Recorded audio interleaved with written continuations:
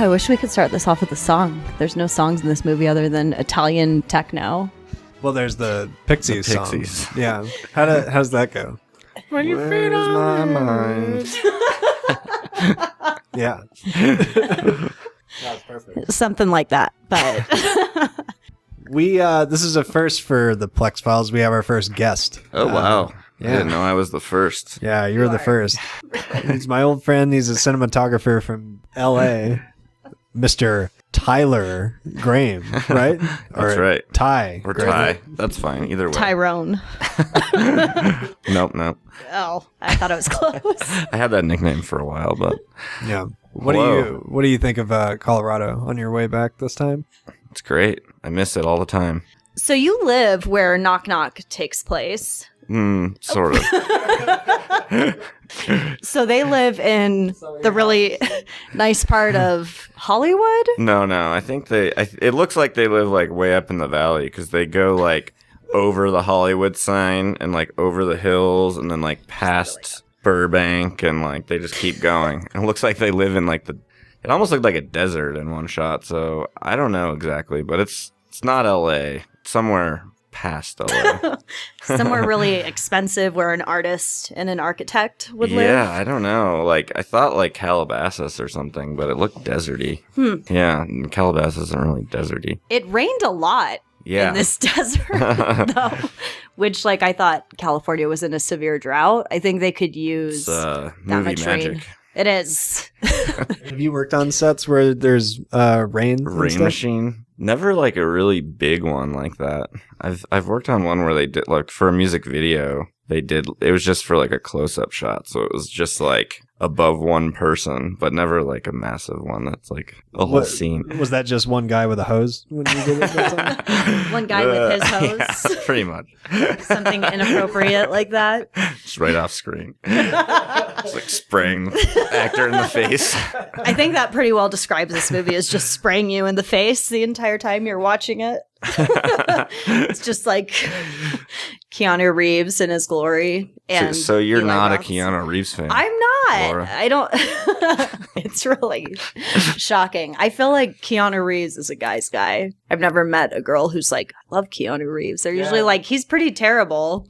You mentioned that. You said almost every girl that you work with doesn't like Keanu Reeves? So like the 3 girls that I've worked with and talked to about him don't like him. But I just feel like he's pretty silly guy. I feel like he is a pretty melodramatic person. Especially in this movie, man. Like, I think this is one of his best roles because you don't really has he ever really emoted this much in a movie? I don't think so, but I think I think you're right. He's kind of subscribing to like the Nicolas Cage like Totally. school of thought. It reminds me of just like when things go wrong, just scream as much as possible. And get buried. It's totally like Trespass, the Joel Schumacher movie that you should check out sometime. Okay, I haven't seen that. If you like Knock Knock, Trespass. like Trespass. Okay. You think this is his best role? I don't know if I'd say his best role, but probably his most emotive role. Yeah. I would say his best. I mean, I think it definitely shows you that like any actor can be like taken and like his performance can be like molded into like whatever. You know what I mean? That's what I wonder is like how much of that is like him just being like a wacko or like Eli Roth just like not knowing what the fuck is going on. And it's probably a little both, honestly. Yeah, it could be. Right before we started recording, you said, so do you think Eli Roth is just a bad director? No, yeah, like is he a bad writer, a bad director, both? Well, he wrote this movie with 2 other people. Yeah. It's the same people he's been collaborating with for like that earthquake movie, something Aftershock or something, whatever it's called. Yeah. But yeah, they've been, and I think they did Green Inferno together too, right? Yeah. I mean, maybe it's just like his taste, you know? His taste in bad movies. I guess. Wasn't he? So he acts too, right? He's in Inglourious Bastards. Yeah. Does he give a inglorious performance in that movie? He's pretty good. I mean, he's fine. I kind of find him insufferable in that movie, but I know a lot of people really like him in it. Yeah. But like, I think that's a good example of like Eli Roth probably it like isn't a very good actor, but like Quentin Tarantino like knows to just like give him that role where he just Of like, a douchebag. well, he just like kills people. Like he doesn't do anything, you know. Like he doesn't have to like carry the movie. No, I get what you're saying. I feel like he's a pretty odd person. There's something I kind of noticed this time watching is that Eli Roth has those kind of like M. Night Shyamalan isms, like the monster part with Keanu at the beginning. It seems like something that M. Night Shyamalan would think is really funny and cool, but it's really stupid and dorky. Yeah. And it goes on way too long, like you were saying. Yeah, that was really... So the opening scene is Father's Day. Yeah. And he's making out with his wife in bed with their sexy morning breath, which... When do you wake up in the morning and you're just like, yeah, it's Father's Day. Let's do this. We have kids in the house. Let's get it on. And then the kids run in with a chocolate cake and they're eating it in bed with white sheets. Bad choice. The clock, the collage clock. Oh, that's the gift for Father's Day because it's Father's Day, so they give him a stupid, useless clock. Pretty lousy gift. Yeah, it's not even digital. It's like a manual clock you have to read the time on. Like that's too much work for me. I'd be pretty pissed at my kids. What do you get your dad though? That's always a big issue for me. Yeah. I just feel like a dad just like buys whatever he wants and like or like needs, but like doesn't really like want things. Like meth or I don't know. Like, hey dad, I got you some meth for Father's Day. I know you don't really need this, but you want it. No, that's true. Like I never know what to get my dad. I usually used to make him a mug or put my face in some sort of ceramic item or like paper mache a box. It's pretty similar to what they did. Yeah.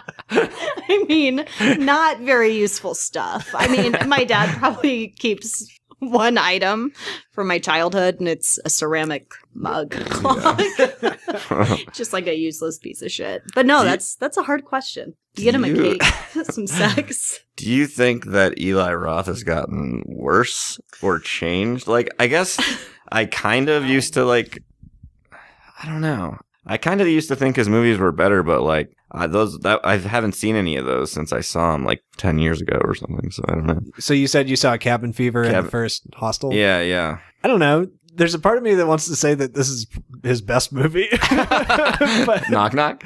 Yeah, maybe. Maybe I guess it's like right. his most mature movie, but it's still not really good. But you get like the one thing I'll say about it is you can see that there was like a concept. I think every person in a relationship like imagines like what they would do in a situation like that, or like, you know what I mean? Like anyone in like a monogamous relationship like has questions, I think, about things like that. And like I think that was the initial concept. Like obviously it kind of goes off the rails, but like that's and true. then it like nothing really like comes of it. Like I don't know what the point is at the end. Like, do you feel they're like proving that he's an asshole? How do they get away with all of this is my question. Like there's no fingerprints or DNA evidence of these slutty girls running around the Hollywood Hills or whatever. Yeah, that's kind of the most disappointing part is that there's no real reason for any of this. Normally, I wouldn't really mind, I guess. Yeah. This movie sort of takes an erotic thriller and turns it into a home invasion movie and a slasher movie, sort of. Yeah. And a piece of shit movie, I think. I think it's a pretty bad movie, though.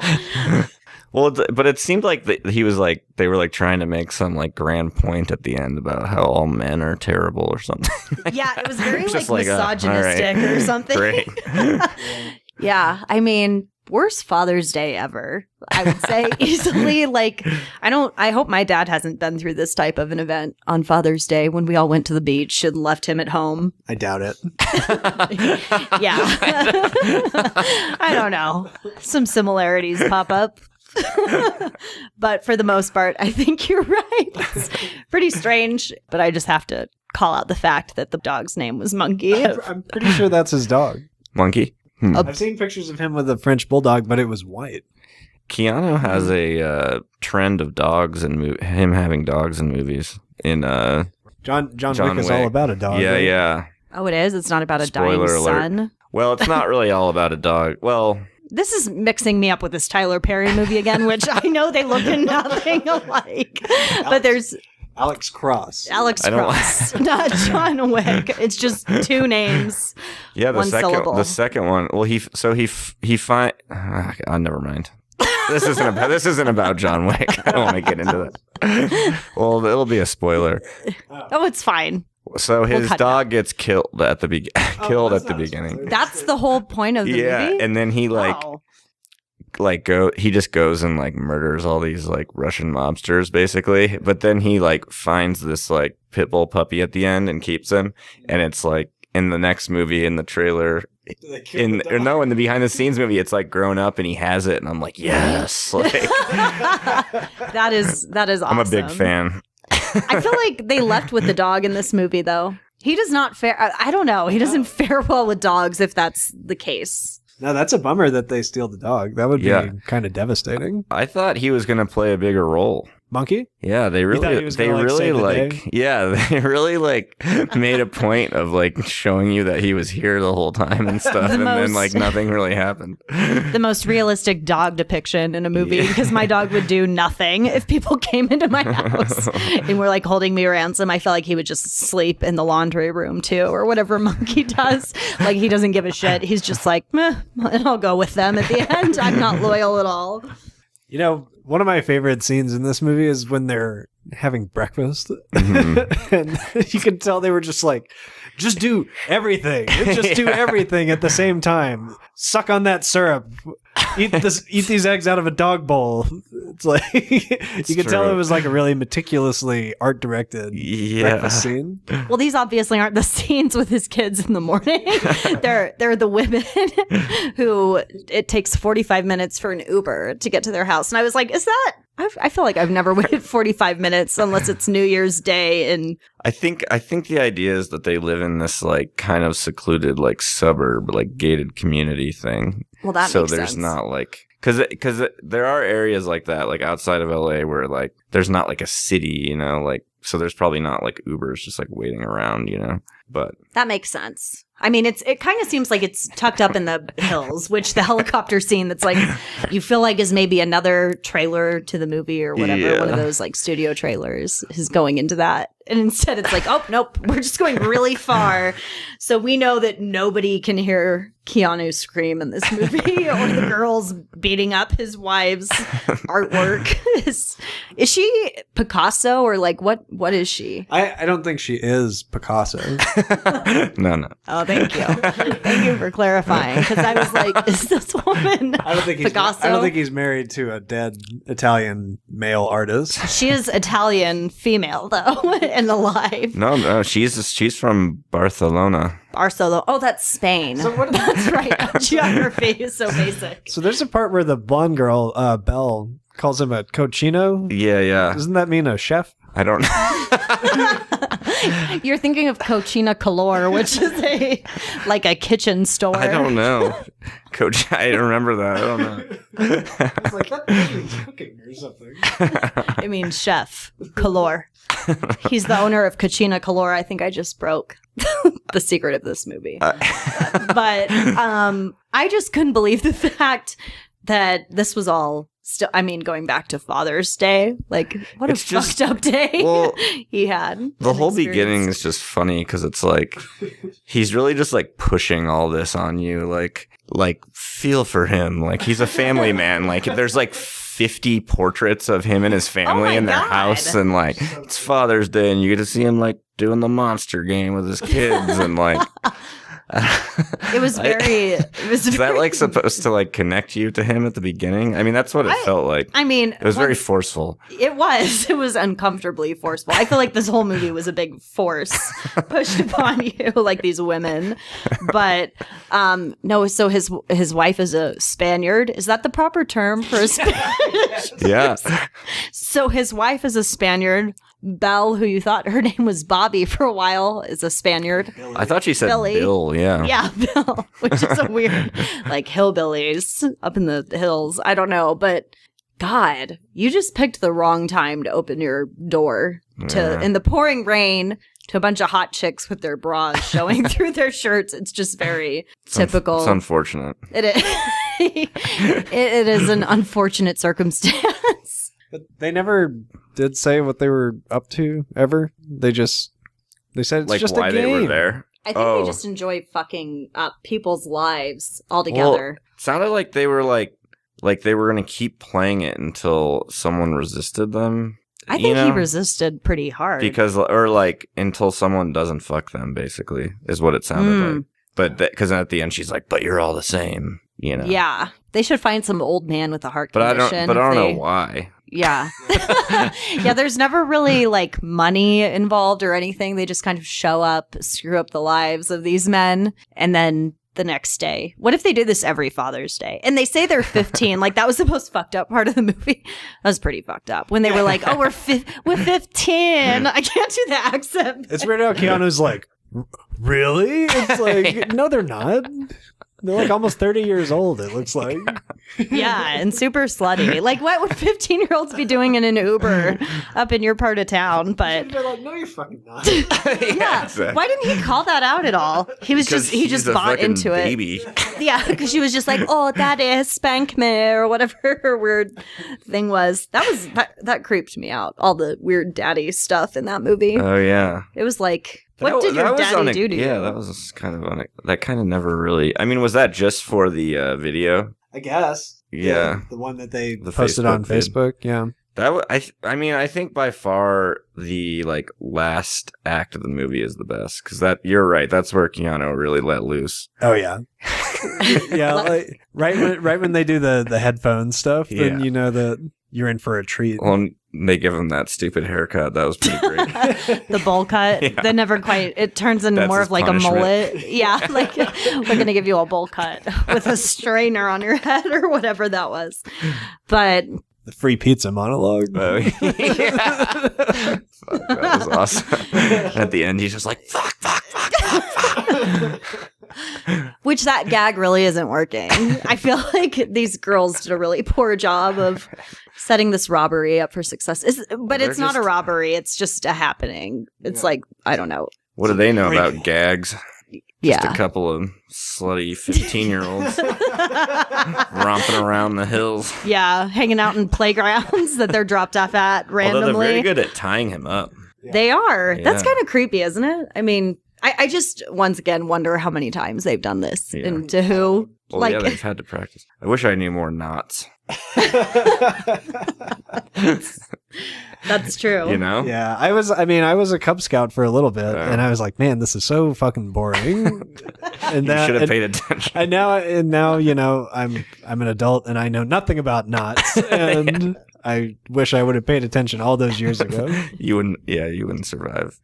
So that you could have tied up Keanu Reeves and raped him in a bedroom. Is that why you wish you knew more knots? Clearly, this movie shows that there's a lot of use in knowing knots.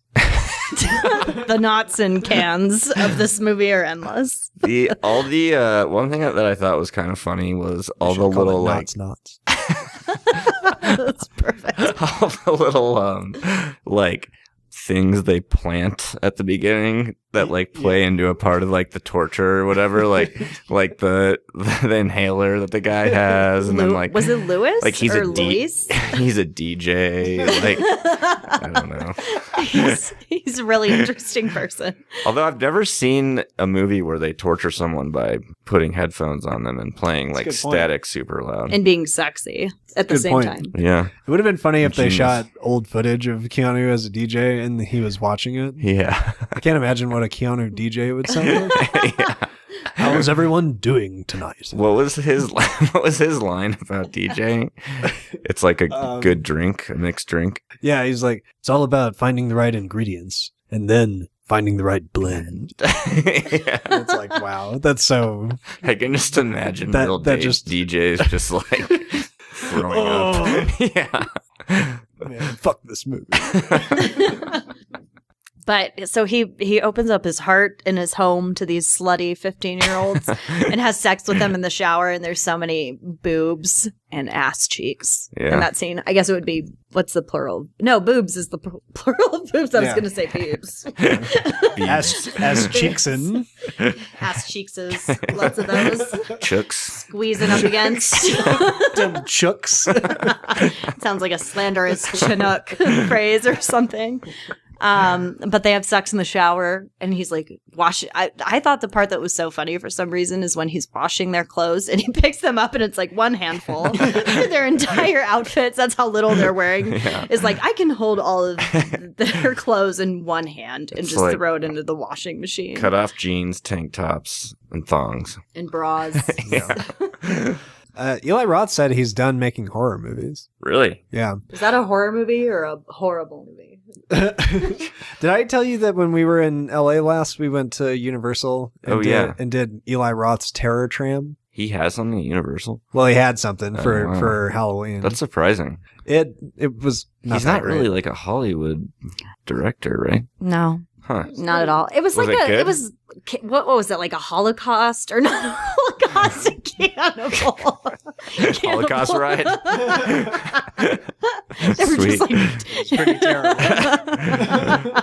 they told him not to do it, but he didn't listen. He was like, I know this will go over fine in Universal. Have you ever been to Universal? No. Okay. Yeah. Seriously? I've never been. So there's the I've been there, like I've been inside of like Universal City, and you were there to work. I've never been to the park. Yeah, we saw Lucy Liu at the park last time. You did? Yeah. And Mario Lopez was on the screen, but no, we saw Lucy Liu. Nice. She, could have been any other person, and we would have been like, that's Lucy Liu. I feel like I've never really looked at her other than Charlie's Angels. What's another Lucy Liu movie? I don't know. She wasn't basically. Ally McBeal. Sideways. That's not a movie. Well, that's where she got famous. Yeah. Oh. Anyway, so no, we went on the Eli Roth Terror Tram, and they were like, scary? There were clown cannibals or something. What was the theme? It wasn't that scary, but people were very scared when they were on it because it was about a clown that used to be on TV, like a Bozo the Clown show. Oh, that was so dumb. And his name was Koodles. And so they said, and so ever since Koodles has been off the air, people have been seeing clowns appear everywhere. And then you're on the studio tour. Yeah. And then the bus driver's like, I think we're going to have to stop right here. Hey, everybody get off the bus right now. And so they stop in the middle, and then you're going through this one part, and there's like clowns with chainsaws and stuff. And Nice. There's a lot of clowns with chainsaws in it, but it was pretty weird. I mean, this movie would have been a much better like walkthrough ride. Yeah. I mean, just because of all the tits and ass in it. and I mean, after Terror Tram, I was like, yeah, that's kind of like an Eli Roth project. It's like a good idea, but it's kind of underwhelming at the end of it. Well, I'm gonna have to watch Hostel again because like I just remember that like actually building like lots of tension and like you like actually being like, oh fuck, like are these guys gonna make it out and like all this shit, but like that movie didn't really do any of that per se. You don't think this had that kind of like, oh shit, what's he gonna do to get out of this aspect of it? No. Or you kind of just like, I don't fucking care anyway. He's such a shitty person. You genuinely don't care how he gets out of it or if he does. He's a DJ engineer who has a 3D printer and a dog named Monkey. What a lovable fella. And all those stupid pictures of his family. That the girls had some like obsession with like phallic symbols. They were drawing penises and boobs. Like at the end of the movie, I thought it was so funny because they, passed through that picture so many times or passed by it. Yeah. And yeah, that was actually great. The little like the like boobs. repeat of the opening shot with all the shit on the walls. No, that was probably the best shot of the whole movie, I would say. Best callback. The shot of Keanu at the end with his head just sticking out of the ground. Just like a dead man. That's the part where this reminds me of like the Wicker Man. Totally. Movie. Yeah, because it's just him like losing his mind and like not the bees. And it's just his head and like a bunch of bees or whatever. Yeah. That's kind of what this movie is. I don't know, but I mean, I don't know. What would you do if you were in that situation? Like you were in this movie and some hot girls came to your house. Yeah, like a snatch trap. That's for sure. I mean, that's why, they're just shy of raping him in this movie. I think they're pretty willing in the beginning, and then when the girl puts on the daughter's uniform for school and rapes him, which like it was weird. I think he must have been somewhat turned on by that in order to have sex with her, which was creepy.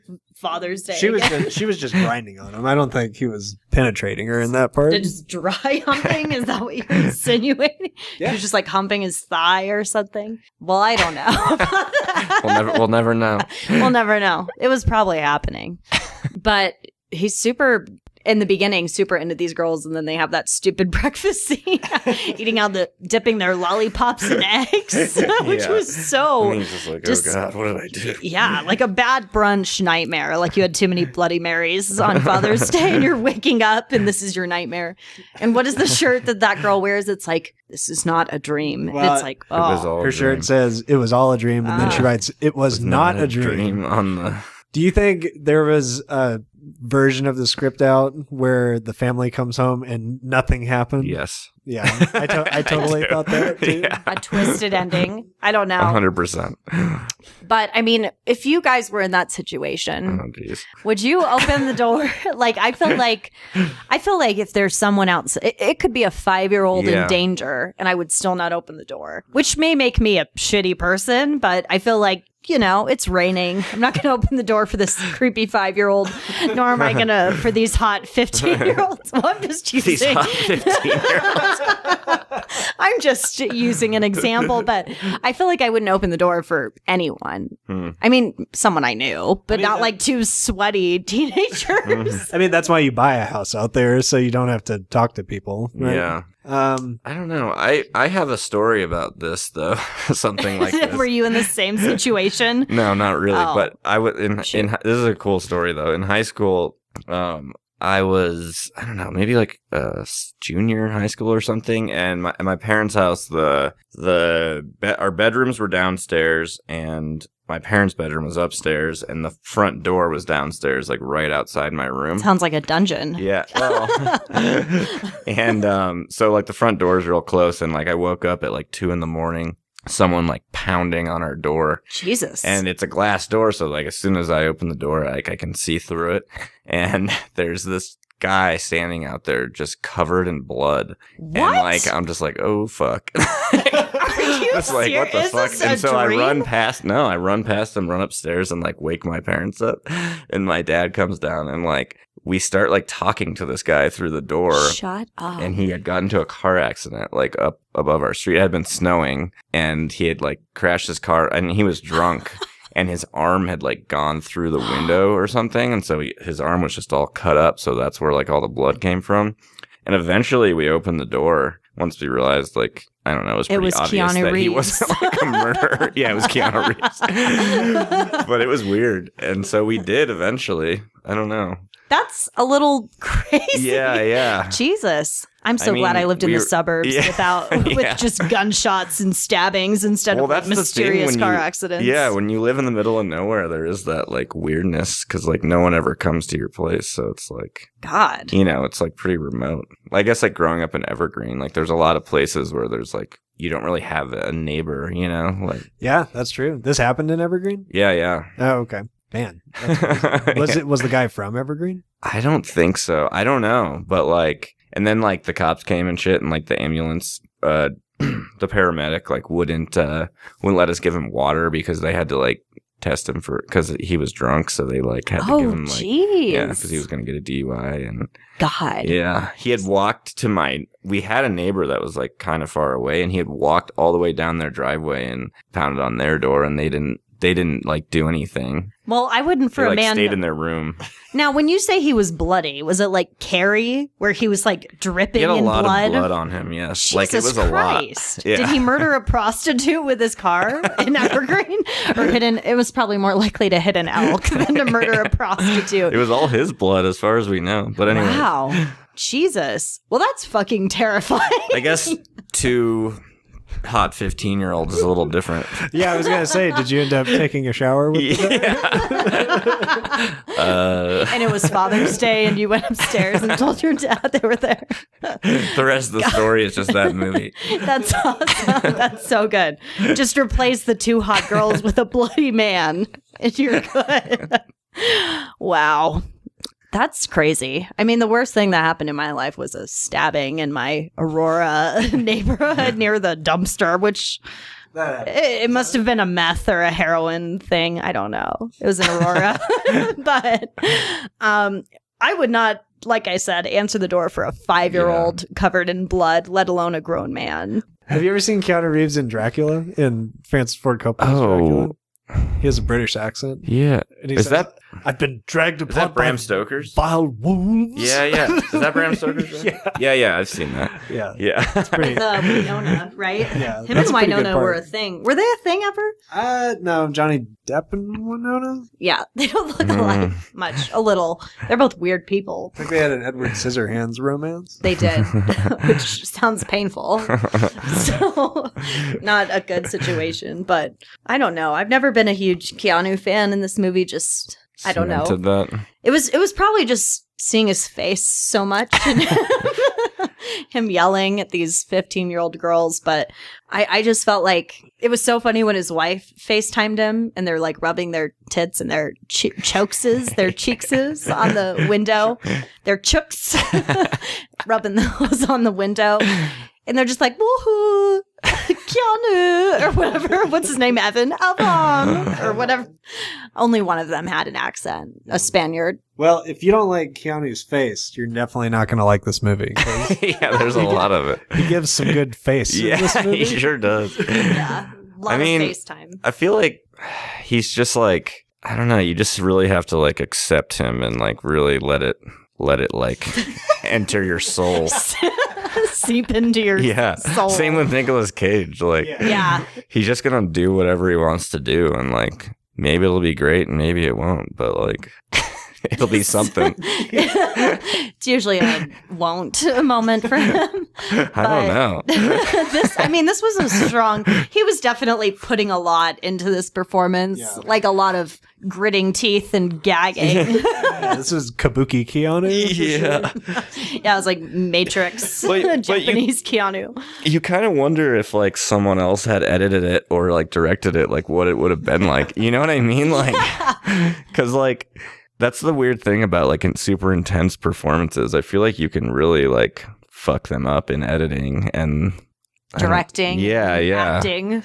Because it just couldn't be made like to over the top like so easily. Yeah. No, this felt so over the top. Like just everything that these girls are doing. And then they have that game show moment where the girl's like, let's catch a predator or whatever the name of the show is. And she's dressed up like a game show host and has like index cards with pedophile facts on them. She's like, how far do you have to be away from a school, Evan? And he's like, 2 miles. I don't know.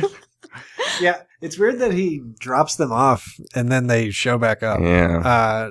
I thought they were going to do something like different with that for some reason. Like what? I don't know. It just seems like it seems like just sort of a pit stop for the movie for a while when they could have just stayed there. And I guess it's just to give some, because nobody who watches that movie is like, oh, well, I guess it's done now. Yeah, when they see there's an hour left in the movie, they know that this is probably not the end of it. But yeah, it's pretty abrupt when he like drops them off and they're like playing games with him. Like the girl's in his closet wearing one of his shirts and she's like, oh, Evan, I remember when you used to kiss me or whatever. Again, I'm not a good Spanish accent. But they're like hanging out in his house like, oh, come get us, Evan. And he just like picks them up and throws them in the car, drops them off at a playground. Yeah, I mean, I think that just shows like that they got back there so easily. It just shows like how like actually stupid he is. Like in his head, you know, like he like it's like, oh yeah, this is like the real world where you can just like get a ride somewhere like real easily. Like you don't get like stranded. You know what I mean? Like just like the whole story. It's just like. Oh, and then when they come into his house too, the part that's so weird is he's like, I live off of Catella Street or whatever. And they're like, oh, we told the cab driver Catellan, not Catella. And I'm like, you would have heard this street before. Like, you've probably lived here for a while. And this guy's like, oh. Well, that's the thing. Like, like at the door, you can tell. I mean, I'm sure this was on purpose, like for the character or whatever, but you can tell he's like he's like trying to like talk himself into it, like, oh, like I need to help them. You know what I mean? Like it's all because of that sneeze. Yeah. And he's like, well, let me get you a puffs. Out of this weird Kleenex pottery that my wife made. But yeah, when they show back up at his house, he's like tied to the bed. And that's when not the daughter. See, that's how fucked up this movie is. It made me think that was the daughter. But that girl comes over and she's like, oh, daddy spanked me. And she's wearing that creepy costume. And the other girl's recording it. Yeah. What's that girl's name? Sega? Genesis? Belly. Genesis. Oh, Genesis. Sega and Eli Roth's wife, Genesis and Belly or whatever her name is. So you, would you say this is worse than The Green Inferno? I haven't seen that one. It's a good question. Yes. Wow. I really want to see The Green Inferno now. I don't know. I mean, I didn't think The Green Inferno was great, but I feel like I also saw The Green Inferno in like a like totally sold out like screening at a film festival and like the movie had gotten all this like buzz because like the like weird release of it, and like basically they were saying that, you know, maybe you would never see it again because it just like wasn't going to get released after that. So like I think there was like a lot of hype when I saw it too, so I was like more into like watching it. Because it was like Cannibal Holocaust, right? That's what The Green Inferno was supposed to be. It was like basically that, like some indigenous people getting or raping his wife. Like and I'll go back to this again. Like he is really weird. Like if that's the case, I mean, I don't know if there's a scene in that movie where his wife's having sex with like an indigenous person, but that is so weird for like a director to just be like, yeah, you can just show your tits and fuck this guy, and I'm totally fine with it. And his wife is in both of those movies, right? She's the lead. It's pretty normal. I mean, Dario Argento did that with his daughter. God. Yeah. Fucking Father's Day right there. That's crazy. But wow. I really need to see The Green Inferno now and see what that is about. Yeah. I mean, is it good at all? I know they shot it on like a C100, right? Yeah. Can you tell? It looked fine. Yeah, I don't know. I didn't have any problems with it. No qualms. When did that was like, must have been like 2 years ago or something. Is that when it like came? You can watch it now though? I don't know. I haven't seen it on any like services. Why did it have so much trouble? Like it was because like it's supposed to be horrendous. I mean, you've seen it. Is it really bad? I wouldn't say that it's like a Lars von Trier worse than this, but the thing about this is like it has Keanu Reeves in it, and like I don't think there's any stars at all in that movie. Like I think it's all just kind of like younger actors. Keeps it real. Yeah. Because you don't see Brad Garrett in there. Yeah, so maybe that's like maybe that was a problem with it, you know, like as far as like studios were concerned or whatever. Maybe. I don't know. I heard it just wasn't that good. Yeah, I mean it's not good, but you asked me if it was worse than that. Yeah, but it's not. So I should see that with high hopes compared to Knock Knock. Well, you love Knock Knock. I wouldn't say I love Knock Knock at all. Like even close to it. It doesn't have the same like camp quality that Knock Knock has because of Keanu Reeves, you know? Mm-hmm. I mean, I think that's the real gold in Knock Knock. The camp? Yeah. The golden camp? Keanu face. Kabuki Keanu. Yeah. It's a lot of Keanu in this movie. We haven't talked about Lewis and the Inhaler. Yes. That's kind of all there is. That sounds like a children's book, Lewis and the Inhaler. I didn't notice this the first time, but when they were sawing that sculpture at the end, did you think that was Lewis's head? And they were sawing through the paper mache? No, because there wasn't blood everywhere. Oh, yeah, but I guess. They had put him in the van, right? Paper mache. They paper mached him real good, painted him red, threw him in the van. Well, and the girls are like, oh, once again, a really terrible accent. But they're like, oh, you want to one of them fuck us. Oh, just one of them. And it's like, it's turning into like a Japanese accent the more I go with it. But I think the real problem, one of the problems with this is that like there isn't like a real reason that they're doing any of this, and they're like, I don't know, like it just doesn't really have like a solid through line like that. Like in Hostel, like it's really simple. Like they're rich and they pay for it. Yeah, right? exactly. And so like it's so much easier to like to just like get through that, and then like just have it be like a horror movie. And like obviously this wasn't really the same type of movie, but like I think when you try and get all crazy with like plot lines and try to like elevate it to this like philosophical level or something like that, if it doesn't get there, then it can just like go bad so quick. Yeah. Would you say that's what happened? I think so. Well, just like with the girls, it just like doesn't make any sense. Like, what are they doing? Having some fun. It's a Friday night or Sunday night because Father's Day is always on a Sunday. They're going to some crazy party. Probably going to the white party. Yeah. In the hills. I don't know. It's just, it's weird when they come back to his house and they're like, I'm trying to, it like kind of all goes together. Like Lewis passes out. He hits his head on some concrete and dies. Is paper mache thrown in the van. And then Keanu is gagged again.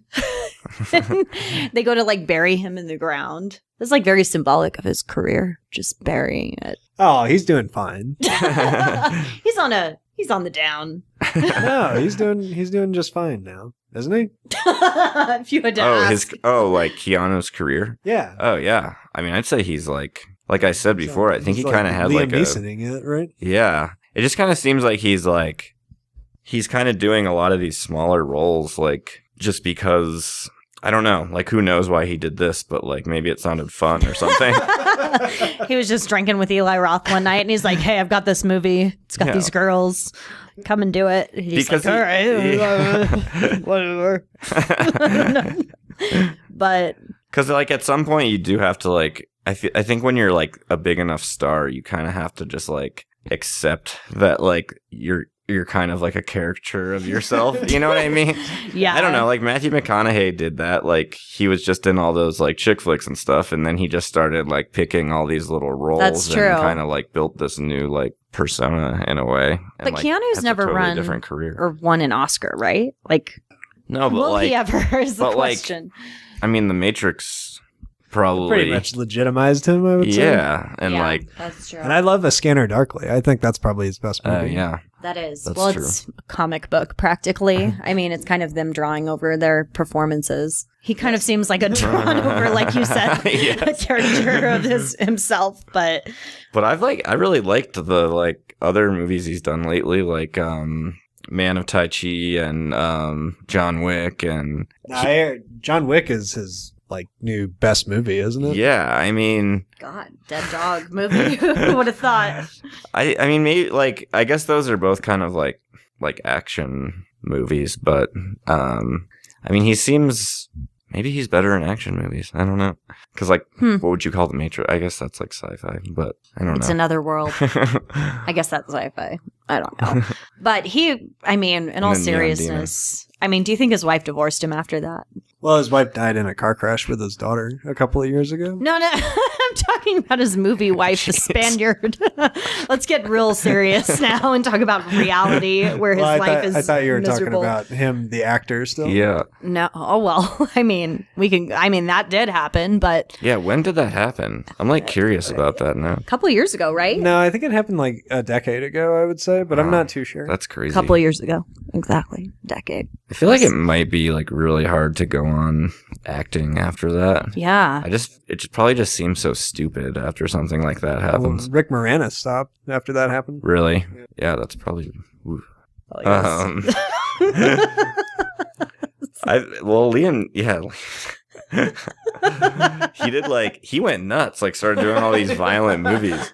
Taken and he kills like 1,000 people. And in that it all movie. went downhill after Nell when his wife died. That was a long time. But I loved, what's the movie with the wolves? The wolves. The Grey? Yeah, The Grey. The Grey was fucking rad. Yeah. Do you think after that happened, Liam Neeson just went to his agent and was like, just give me whatever. Yeah. I'll just do whatever. No, I want to shoot all kinds of people. Yeah, exactly. I think he was just like, I'm angry. I'm done with this Tay in the wind bullshit. Yes. Get me away from Jodie Foster's Beaver and all those other weird fucking movies. I think that's what happened to Keanu. I think his wife probably, right after that, divorced him. Or died. I think that's what happened in this movie, though. Oh, well, that's a good question. Yeah. Like, because, like, what's the story?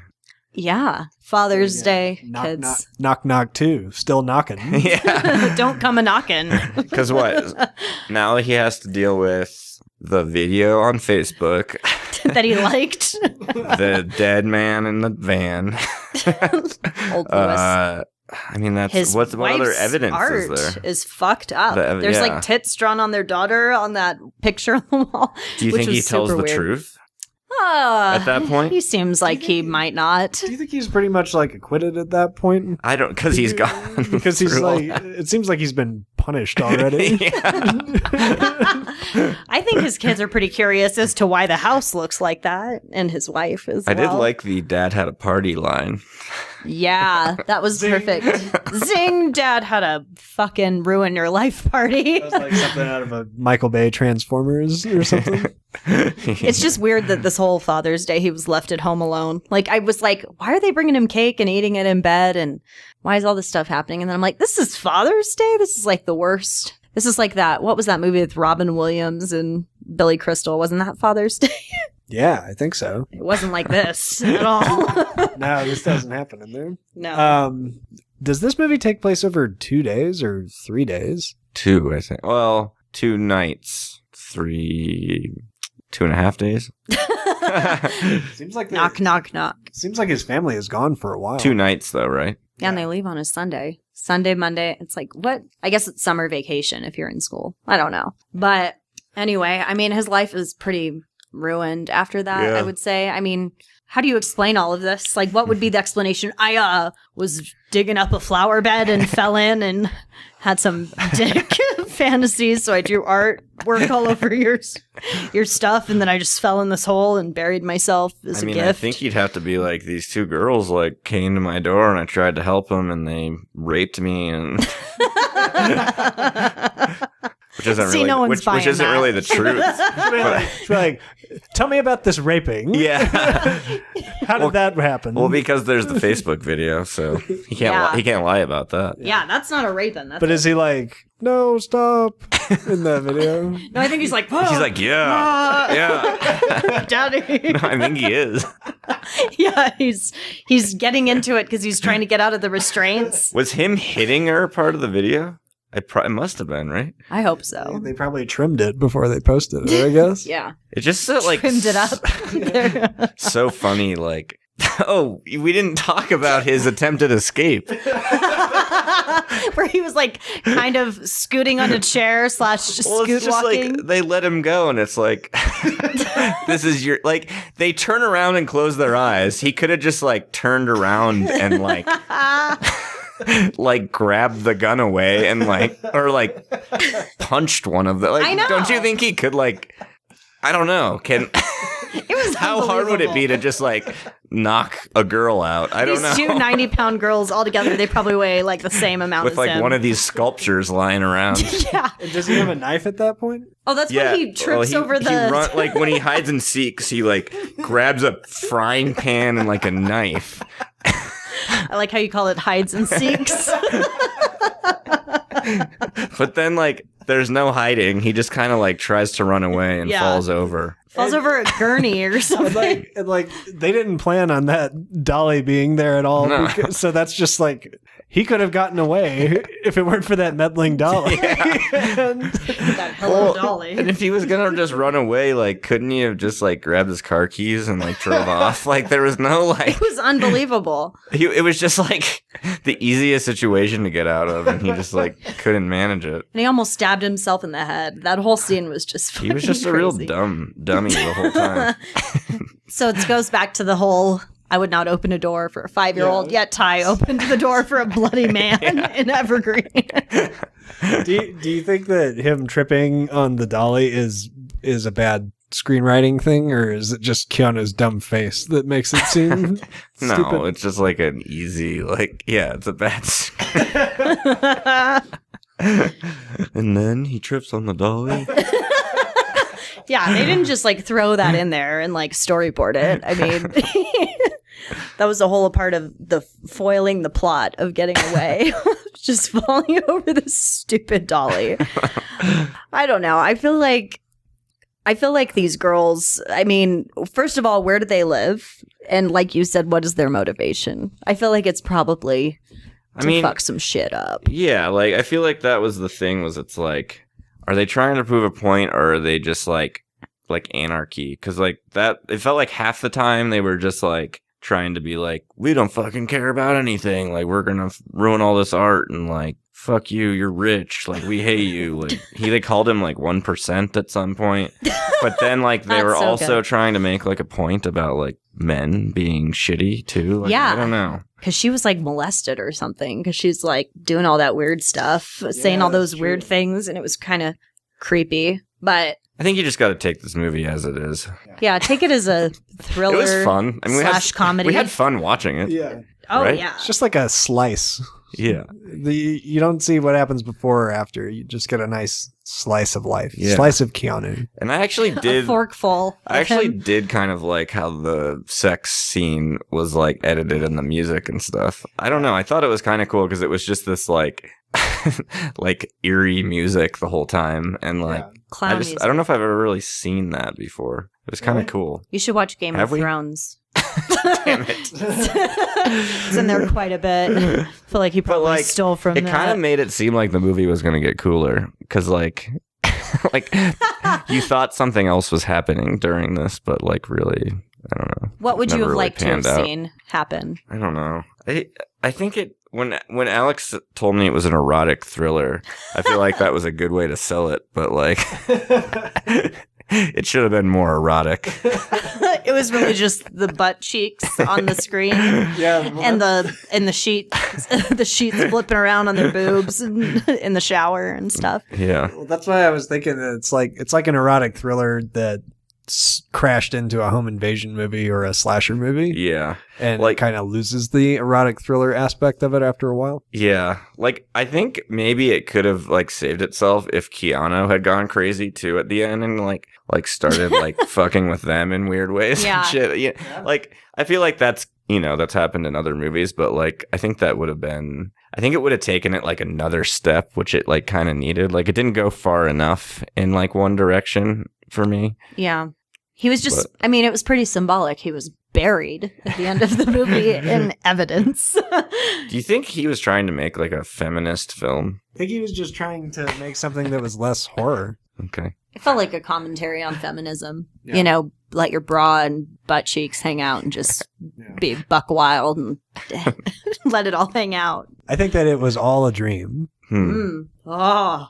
Keanu just went crazy and did all that stuff. Yeah. Yeah, it turned into two different girls. He just really hated his wife and kids. What if it just turned out that he buried himself in the backyard after drawing and on nuts. everything, eating eggs out of a dog bowl, sucking on syrup. I wish that had happened and they had shown like a flashback of all that stuff happening. That's perfect.